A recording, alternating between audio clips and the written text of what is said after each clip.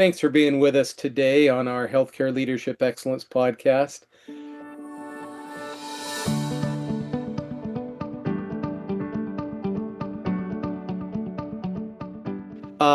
We've got a treat today because we have a best-selling author. She has written with one of the best in the industry, Quint Studer, in the book Building the Foundations of Trust, the human margin. And Studer, if you haven't read his works, one of my favorites is Hardwiring Excellence. Guy's a gem, and so just a pillar of information. And our guest today wrote a book with him. Her most recent book just hit the Amazon bestseller list over the weekend. It's called Genfluence: How to Lead a Multi-Generational Workforce, that she wrote with her co-author Dan Collard. So I am more than delighted to welcome Dr. Kathryn Meese, a PhD, with us today. Dr. Meese, welcome. Thanks for having me. Can't wait. So I was talking with our mutual colleague, Lori Badke, a couple of months back, and Lori had written an article in the blogs that she sends out, excellent material. I'd encourage our readers, if they haven't, to go into the archives and listen. I've interviewed her a couple of times, and she wrote a piece on the generational conflict. And I was recording a podcast with her on another topic, and I said I'd love to do a second section on generational influence. And she said, I'd be happy to do that. However, this was her comment to me. I heard her give a talk on generations the week before last in Nashville. And as always, the case with Kathryn, it was superb. Would love to have you consider hosting her on your podcast. That is why Dr. Kathryn Meese is with us today. Can you Well, just give us Lori, if you're listening, thank you. Yeah. Could you just give us a brief background of what brings you to that level? Lori does not she's a delightful person. When she compliments at that level, being the level of presenter she is, it's earned. So tell us what brings you to that level. Oh, goodness. Well, thank you. She's fantastic. And so, yes, a compliment from her certainly carries a lot of weight. I spent the last 10 years honing my skills as a researcher, both through a doctoral program and then as a full-time faculty member and director of wellness research embedded within a health system. And so for many years now, I've been studying humans at work and specifically healthcare humans at work. And so as in my training as someone who really focuses on organizational behavior, my curiosity is always what can leaders, what can organizations be doing to bring the very best out of their workforce so that people can give their best to each other and to their patients. And ultimately, the end game of that is to take great care of the patients that we serve. And so with that, I started noticing post COVID that really my students before COVID and my students after COVID seemed to be fundamentally different, not only in their expectations in the classroom, the way they interacted, the way they, related to each other, to bosses, to the idea of work in general, to just be different. And so that got me really interested in kind of starting to explore generational differences at work. And I think what's so interesting is that so many of the tensions that we're feeling, some of them are generational and some of them I think have nothing to do with generations. It's just a ready excuse. And so I'm getting into this research. I have to be honest, I really had to change my thinking in a lot of areas, and I'm excited to talk with you about that today. Absolutely. So, um, perhaps some of our listeners have lived in a cave and have not experienced the challenges of a different workforce. And let me stumble over myself here and you'll correct me. We have currently in the workforce the baby boomers, the Gen X, Correct? millennials, Yep. Gen Z, or did I know I skipped one somewhere in there? No, you got it. Okay. Prior to the boomers are the silent generation. And Okay. in some instances, there's a very small percentage of these people, but they're most certainly in our patient population. Got it. And then Gen Alpha, who's coming next, is about 15, 16 years old right now. There's not agreement about that cutoff date, but they're coming next, right? And so we've got four predominant generations in the workforce now, but five very soon. And I think in my reading, as I look at information coming in on Becker's Healthcare, Kellogg School of Management, some stuff from Harvard. It is Gen Z that seems to be the one of how do we deal with these people? And so, just to start out, I'd like for you to shoot some of the myths down because I've worked with Gen Zs and been blown away by their competence, by their ability to perform well in certain arenas, and also walked away puzzled by how did they get away with what they just did? So, I think that sums it up actually pretty well. But yeah, so I don't hear a lot of people in my work when I'm working with healthcare organizations and leaders across the country saying, I really just don't know what to do with Gen X. Nobody cares. Where I hear the most friction is what do I do with this youngest group of people in the workforce? And so there's some fundamental differences that I think are causing that reaction. One is that in healthcare specifically, we have a very large number of young people who are making life and death decisions. So if you think about a bachelor's prepared nurse, for example, there's a possibility that they're entering the workforce at 21, 22. We know that the human brain really is in its period of heavy construction until about 25. And so we've got people making life and death decisions whose brains are not fully developed, right? So we're in a pretty unique environment in that way. But with that, I think one of the resounding themes that I hear that is not a myth, and I think it's important to address this, is I feel like my employees today are younger than they used to be. I mean, are you hearing that, Carl? It's sort of this feeling that people are younger than they used to be. I've seen it. I You've certainly seen have. it. Yeah. Yeah. So, or it might come out with people saying things like, when I was their age, right, I had to figure this out for myself. Nobody was explaining to me. No one was handing me this structured program. But there's sort of an undertext there of, I was more mature when I was whatever the age is. And Mhm. so I think there's actually some truth to this that is backed by research. We have been measuring an index for many years, not me personally, but we in the broader sense that I like to call the sex, drugs, and rock and roll index. That's not actually what it's called, which I think is a real missed opportunity for the researchers. But they look at participation in sort of adult activities in high school. And they've been measuring this for over 40 years.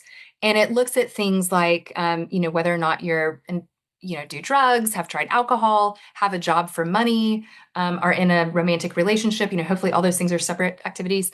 Um, and so what we found is that in general, today's 12th graders are measuring the same in terms of level of experience as prior generations, uh, 14-year-olds, right? So today's 18-year-olds are measuring about 4 years younger in terms of experience as prior generations 14-year-olds. So that feeling of, are these people younger? The answer is kind of yes. I mean, that's very much supported by the data. So we know, for example, that the number of people who are coming into your organization having ever held any kind of a job before is much lower. And so rather than just acclimating them to, here's how we do things here, this is your job here, you might be acclimating them to working all together. So I think that's sort of one piece that's not a myth that's in this story. Um, in terms of the myth side of the equation, I think particularly for Gen Z, the biggest myth that I see is that there's sort of an assumption that these people are fragile and weak, right? The question that no one wants to say out loud, like, is every day a mental health day? I hear that a lot, or sort of some phrasing of that. And there's sort of this idea that, gosh, they fall apart when I'm giving them feedback. They cry when I give feedback. They don't want to work hard. They're not going to work a minute overtime because it's, they're burned out. They tell me they're burned out and they've been in the workforce for 3 seconds. And so with that, I think there's a really important backstory there that we need to understand from a research perspective. Lots of different prevailing theories about why this might be, but if you look at data really from around the world in terms of OECD countries, right, high income countries, from 2010-ish to 2014, we saw a drastic spike in incidents of teen depression, emergency room visits for self harm, suicidality, anxiety. And that was happening not just in the United States, but elsewhere. And so, sort of the prevailing theory about why that huge spike occurred is that was also the time when sort of two fundamental technologies were introduced. And this is based on the amazing work of Dr. Jonathan Haidt. One of those technologies was the smartphone, right? So internet in your pocket 24/7. The other technology was the option to have the like feature on social media. So essentially, we handed teens 24/7 access to social rejection in a way that was quantifiable. And as humans, we are extremely sensitive to social rejection. In fact, it has a direct impact on our physical and mental health. And we can measure this in longitudinal studies when we have a reduction in the social hierarchy. And so, with that, most of us, you and me, Carl, I'm assuming our brains were fully developed at that time. But for Gen Z, they weren't. And so that level of social rejection was happening at a core period in adolescence between the ages of 12 and 18, where the brain is massively rewiring. And so as a result, we have a generation that deeply is struggling with mental health. And so when they want to protect their mental health, there's a good reason for it. And I would ask people who think this generation is fragile, they're still showing up to do the hard work of healthcare. Are they fragile or brave? Wow, what a reframe. So let's just jump into real life here. Um, I am a nurse manager. I run a labor and delivery unit of about 150 nurses. Um, they're great nurses. I mean, our department gets rave reviews. We're one of the best in the state. And real case, I'm changing obviously some things. Um, so having just heard that as a nurse manager, I guess my question would be, how do I help? Because it's a complete reframe, what you just said there, doctor. Complete reframe. Instead of how do I put up with their fragile approach, how do I help them be braver? How do I do that? I think that's the question. A couple things that come to mind for me, and this is based in sort of some other findings that we have about this generation. I think it colors how we do almost everything from how we design the job in the first place to how we give feedback to the frequency for which we give positive recognition. So, for example, I want you to imagine you're a teen, you're developing through this time, and there's this idea that I put myself out there, to the world. Mhm. I'm swiftly either accepted or rejected by my peers. And let's say I'm accepted today, but what about tomorrow? But what about tomorrow? But what about tomorrow? So, as a leader, I'm going to need to increase my frequency of positive feedback because just because I told someone they did a good job last week, they're not feeling like that is still true this week, right? So, that's a pivot, that's a shift. Um, Another area where I think is critically important is thinking about how we design work in general. And this is something that it cannot be done by a single nurse manager, but it's something we need to be thinking about more broadly as leaders of our organizations. If I know that I've got a generation who is struggling with their mental health, I should expect they're going to have some mental health days or some call ins for mental health. And so, therefore, what does it look like to design around that? Do I have more of a gig work model that we've seen work very well in other industries, but that we have not really employed in healthcare? Do I And bolster? Yeah, go ahead. let me just keep on that topic. Sorry to interrupt, but help the listeners. I want to make sure they understand the gig model, especially in healthcare. Right. So, right now, we have pretty rigid shift structures in most hospitals and units, right? Your option is to work 3 12-hour shifts. It might be that I have a workforce that cannot endure a 12-hour shift of human suffering, right? I might need to rethink that design to saying, I'm going to have shorter shifts. And you can choose how many of those shifts you're going to pick up during the week. And that means I'm going to have to really change how I do staffing altogether. But we might need some of that flexibility to anticipate and expect the attentiveness to mental health that this generation is going to take. So we're talking about Gen Z here. Talk to because there are people sitting on this call or on this podcast thinking, no, they knew coming into healthcare that this is how it works. This has worked for years. Frankly, if they can't do simple 312s in a week, I don't know if they're cut out for healthcare.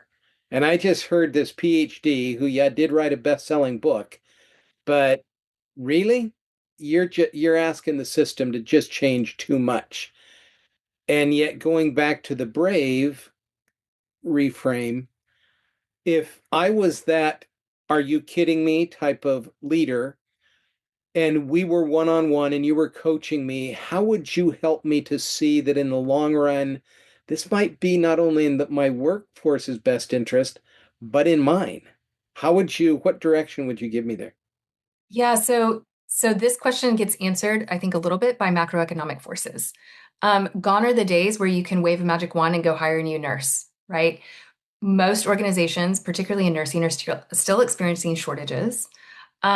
We also have the aging of our patient population and our workforce. And so we can anticipate that in the next 3 to 5 years, we're going to have a lot of seasoned nurses who are retiring, and we're going to have a lot of patients aging that are going to require more care. We don't have an option, right? We need people staying in healthcare who are going to be here for 40 years. And so it's better for us, I think, to think about how do we make this a sustainable career for people who have this expertise and training, rather than to say, well, I'm going to go out and find some magical, more resilient people, try to get them to enroll in nursing, go through these programs, and be ready by the time I need them. I think it's wishful thinking. I will say, though, I think for people, particularly in the higher education space, and I know there's a lot of overlap with academic medicine here, um, we have to be a lot pickier about who we are admitting to our healthcare programs. And I think we do people a great disservice in not letting them know what it's really like before they get into it.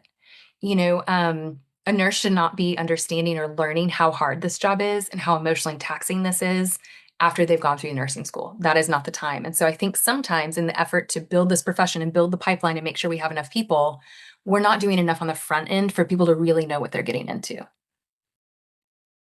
So, currently working at two academic medical institutions. I've worked on a project on this for the last 10 years on just medical education. And it is astonishing to me the amount of, well, we've taught this way for years. And I mean, you just spent 10 years in academic medicine as you put in your little flyer here, a recovering academic. Um, and we had an elite East Coast institution say, we don't plan on making any changes to our curriculum. A lot of it is, it's LCME or LC, yeah, it's the accreditation body. And they're pretty for medical schools, and they're fairly set in what you have to have. So, where do we need to start with this is what you're going to be up against? Is it in undergrad? Where do we start? You know, I'm seeing a lot of health systems who are they're seeing this, right? They're experiencing this firsthand. And so they're being very proactive, not just about going into high schools, but reaching all the way down into middle school to Mhm. start getting people interested in this as a possible profession, but also to start exposing them to here's what it's really like. You know, they'll have them scrub into a surgery or watch a surgery on a recording live, which I don't know, I would have puked in middle school, but I think it's pretty cool. And so I do think helping people sort of get some visibility into what that is beforehand is really helpful. And sometimes maybe you can't depend on the academic institution to do that, right? But there are a lot of organizations that are trying to create that brand loyalty and that interest in being involved in these professions directly, even prior to people going through their undergraduate or medical school training programs. And so I think that's an intervention point and an opportunity. I also know that in 2025, we have the largest graduating high school class that we'll see for the next 18 years, right? And so those efforts to build the pipeline are going to get harder, not easier. Um, the best thing I think we have going for us in terms of being able to have our pick of who we want, right, is I think AI is going to displace a lot of knowledge work and it's going to displace a lot of high paying jobs right now. And healthcare is going to be a great place to be for people who need hands, right? There's so much of what we do in healthcare that cannot be easily outsourced to AI. And I think that's going to make this even more attractive in the future. And we may get more of a choice in selecting people who we think are really a great fit for the work. Excellent. So, us one thing that I see in my coaching is right now with many HR departments, all that is needed is for someone to say they felt unsafe or it Mm. was a hostile situation. And there's very little, and back to your reframe, there's very little effort to help Nurse Jones, who was offended by Surgeon Smith, let's say. I don't see much effort to pull her aside and help her to be braver. I see a ton of firepower against rotten Dr. Smith. Case, Mhm. let's just run a scenario, true story. Um, a colleague, a surgical contact of mine, mentioned that a good friend of his, who's an anesthesiologist, he works in pediatrics. He was the lead and anesthetist on a surgery. Surgery was going fine. He's also on the rapid response team. So he gets a call that rapid response, XYZ, we need you now. He has a CRNA helping him. He turns the case over to her. Great turnover, all appropriate. He races upstairs, doctor, intubates the child, resuscitates the child with compressions, and saves the child's life.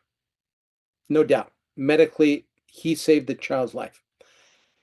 The nurse manager pulls him aside after everything's calmed down and said, I do need to let you know that a couple of our nurses felt that you were brusque during the procedure. And this anesthesiologist was just beside himself. I run upstairs, I save a child's life, and the only feedback I get is that I was brusque. Others in the room said I was direct, but I was asking for instruments that were going to save the child's life. I'm sorry if I didn't say it in the right tone of voice. How do we manage situations like that, acknowledging what you said earlier about is it fragility or is it bravery in this current environment? I hear that so much. I hear these stories too. And there's such a frustration, I think, from people who are like, you know, I'm not gonna spoon feed everything. I'm not gonna couch everything in all these platitudes. I'm not gonna make everything so pleasant all the time. And at the same time, recognizing that psychological safety is important. Um, I think again, some of it is expectations management on the way in for those nurses, for those employees, right?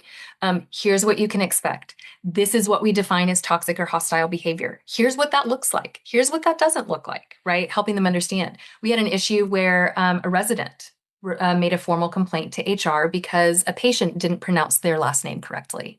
And so the conversation was that's not a reasonable expectation for your patient who is illiterate to pronounce your multisyllable last name correctly. Like, that's just not going to be an expectation that is realistic. So there was some expectation setting. That said, I've also found it helpful for people, particularly when there's a power differential, right?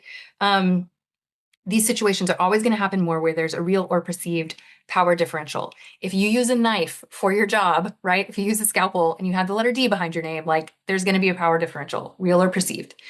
That you have to do some very specific things to close that power distance in order to be able to get upward feedback so that that nurse would be able to tell the physician directly, um, when you said this, it made me intimidated and I felt like I couldn't speak up, right? We need nurses to carry their own message, or anyone really on that team.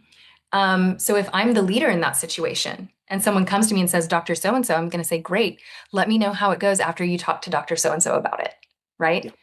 I'm not going to carry the message for them. So that's thing one that we can do in leadership. Thing two is what I call sailing rules. My family likes to sail and I have young kids. And so there are very real situations where the wind might change, things might get dicey, where I need to yell at them and they need to do exactly what I say right then. And it's not because I'm upset. It's not because I'm angry. It's because the wind is loud and I don't want them to die. And so I set that expectation beforehand. Hey, sailing rules. I'm going to yell at you. I'm going to bark orders. I need you to follow them. I love you. It has nothing to do with that. I'm not angry and I'm not upset. These are sailing rules. So everybody knows what to expect. Wow, I love that point. Well, and so I would imagine for this physician, there could also be an opportunity, when you're not in that acute scenario that needs to happen right now to say, hey, everyone, I just want to let you know if things go south, right? If things get dicey here, I'm going to be in full command and control mode, I'm not going to spend any of my time or energy thinking about how I'm coming across. We're just going to be all focused on getting the job done. So I just want you to know in advance, I'm not upset, I'm not angry, but that is the way for me to remove everything else off my plate so I can focus on life-saving work. So let's debrief afterwards. I'm going to do my best, but I just want you to know that's a possible scenario, right? So that people have a frame for interpreting that intensity. Oh, listeners, if if you get nothing else out of today's interview with Dr. Meese, that alone is worth its weight in gold. I love sailing rules. All Uh, right, act like a sailor. That's the takeaway. yes. Um, so let me give you another scenario. Um, this is with doctors. Well, let me go back to this because I did have one question. Um, and your point about carrying your own message. And I haven't heard it that succinctly and eloquent. I love that. But many times I have heard, well, you need to go talk to Dr. Jones. And as if that solves the problem. Because I've interviewed with nurses and APPs, advanced practice professionals. Um, and just the other day, I'm with a group of APPs.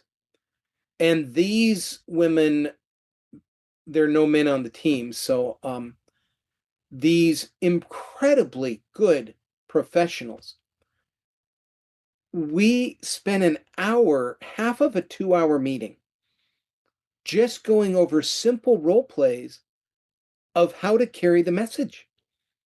Because I brought it up and someone said, how do you do that? I'm I hate conflict. How do you even do that? And I had made a dangerous assumption, figuring these women save lives of the most fragile, vulnerable patients on the planet. And they do it with an incredible success rate. So I made the assumption this level of medical competency, I mean, they're dealing with an incredibly difficult subspecialty.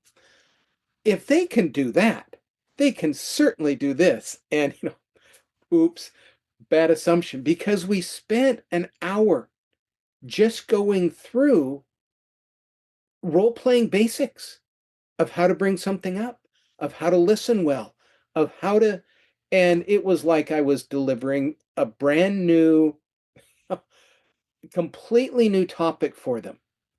Now they can do that with uh, angry parents, but when it comes to something between a colleague or that power differential, so what can organizations do to help these?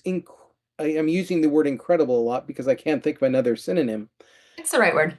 Um, how can we help them say, okay, I may not feel comfortable, but at least I'm not terrified of conflict anymore? What can we do? Yeah, so sometimes that terror is really well founded, right? They've tried this in the past. They've been met with screaming, yelling, denial. That person is then retaliated with silence, with professional ramifications. So it's not a risk-free conversation. In a great culture, it's a risk-free conversation. But right, in most instances, there is perhaps a risk depending on how that other person responds. I think exactly what you talked about, the role playing is so important. But I think also um, some basic things around choosing the timing of that conversation, right? Also, choosing what is really worth escalating and what is a slight that I can let go for right now because I can interpret and understand the context in when and how it was delivered.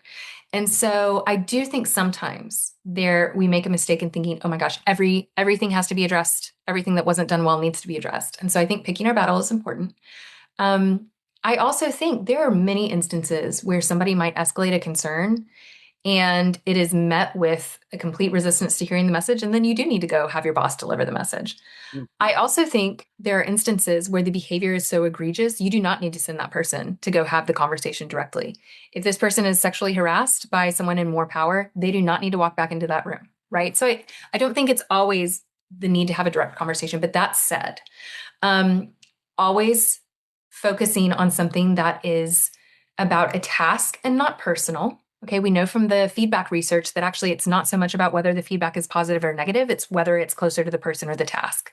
And that's how people respond to it. And so, very much focus on the task at hand. So, if I don't like the way someone communicated to me in the OR when I brought something up, rather than saying, I really didn't like the way you said that to me, it hurt my feelings, it might be when you said it in this way, my interpretation was that maybe it's not a good idea for me to speak up in the future. And knowing what I know of you as a physician, I don't think that's what you intended, but I wanted to get some clarity from you, right?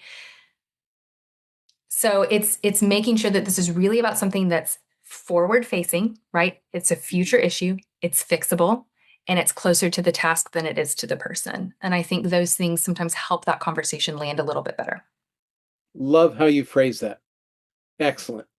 So we've got a few minutes left, and not that a few minutes can do any justice to this incredible new book, Genfluence. But you mentioned, and so I say this with a caveat to our readers, this is not Cliff Notes. Dr. Meese is going to walk us through a couple of very important points she brings up, but your obligation is to jump on Amazon. And if you have Prime, this is in your hands tomorrow afternoon. So, or even this afternoon with Prime. I have no idea how they do it. But Genfluence is, if you're going to lead in medicine over the next few years, you can't ignore this book. So you hit 7 key points: hope, balance, appreciation, trust, communication, accountability, and leader development. Um, we could do a podcast. We could do 7 podcasts on that, doctor, Great, because sign me up.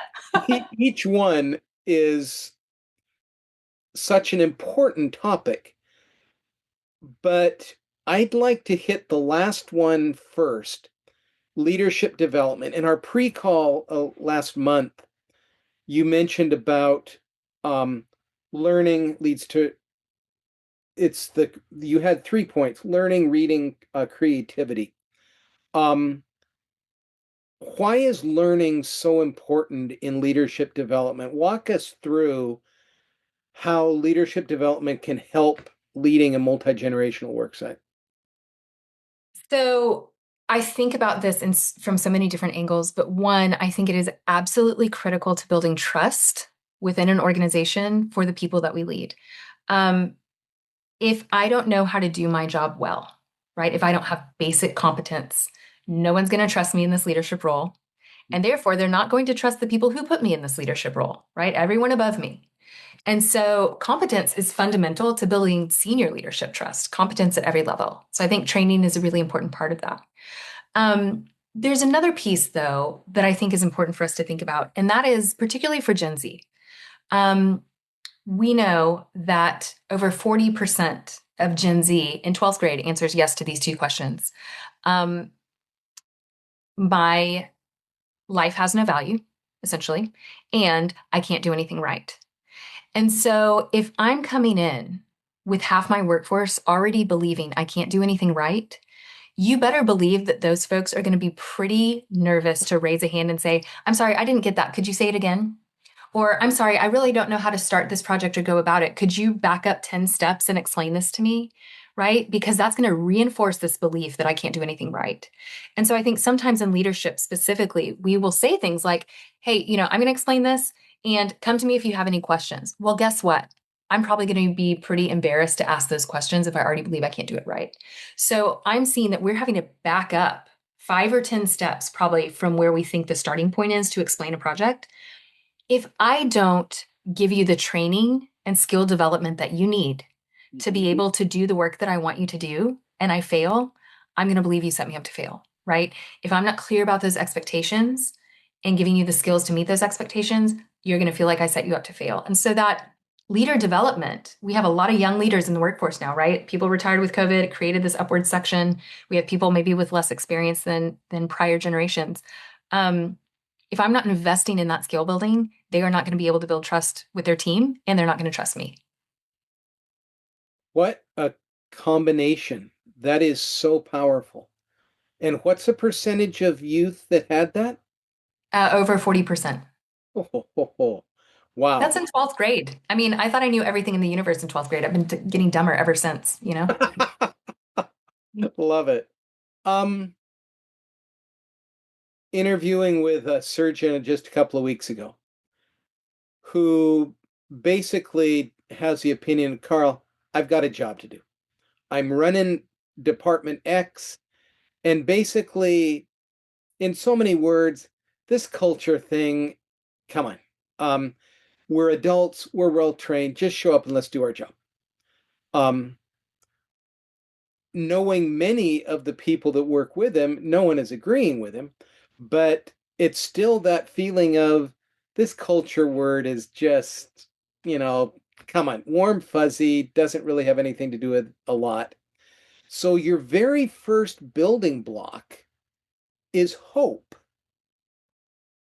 And what does hope have to do with successful business? Glad you asked. We know from longitudinal studies that hope is associated with a number of positive mental and physical health outcomes. We also know that mental and physical health is directly connected to patient care, to quality and safety. So there's your direct line to business. But the other piece of it is we have a generation, particularly Gen Z, 38% of Gen Z 12th graders say it's hard to have hope for the world.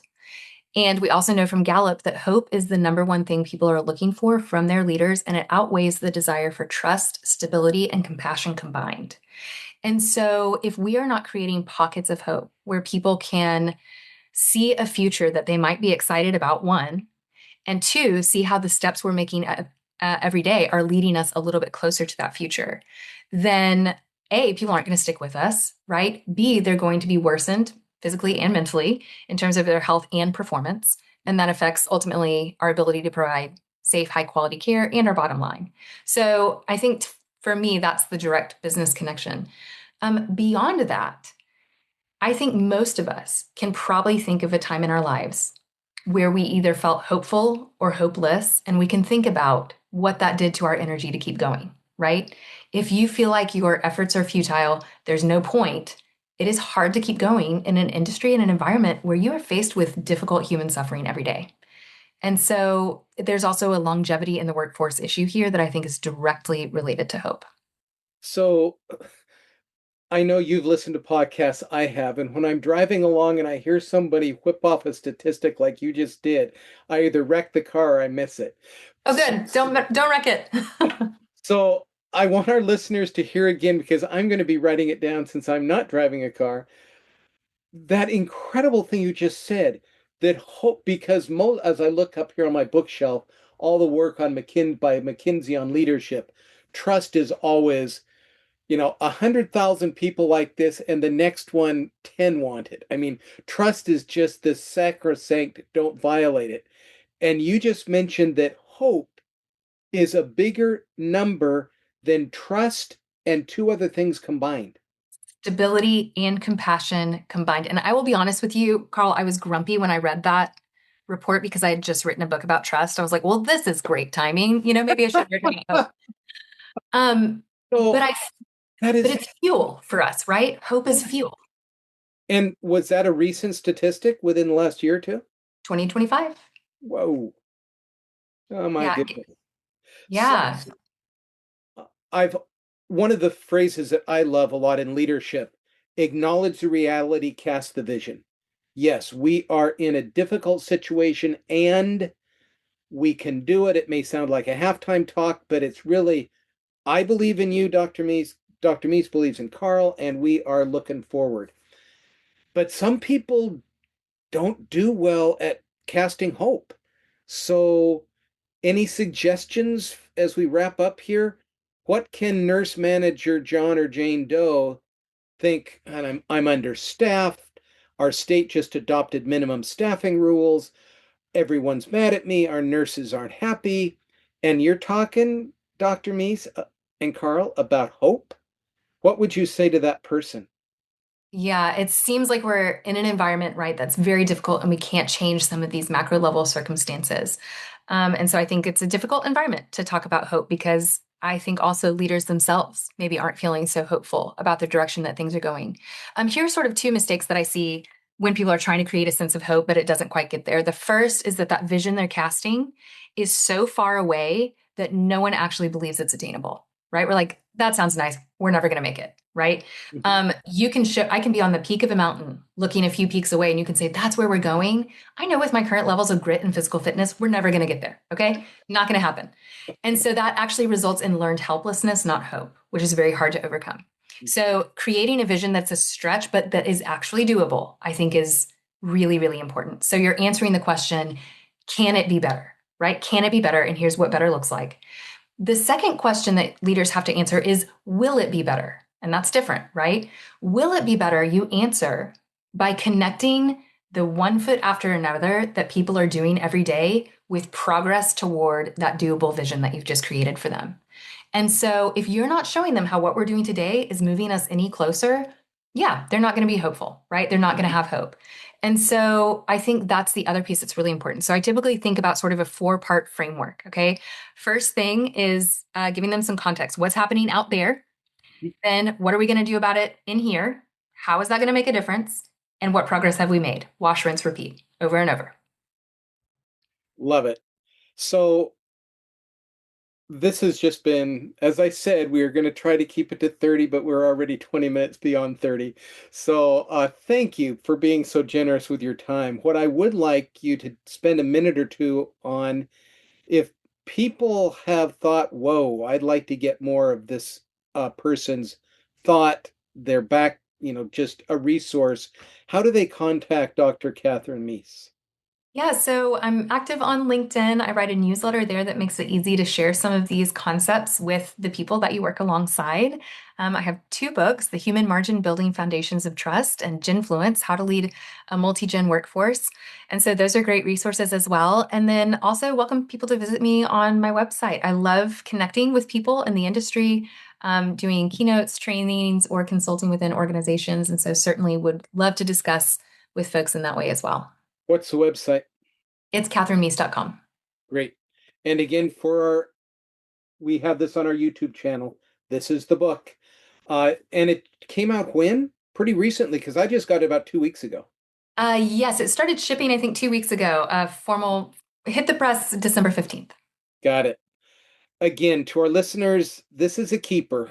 Um, Go back and listen to this because just using any one of the various number of good insights she gave us, this could help a lot.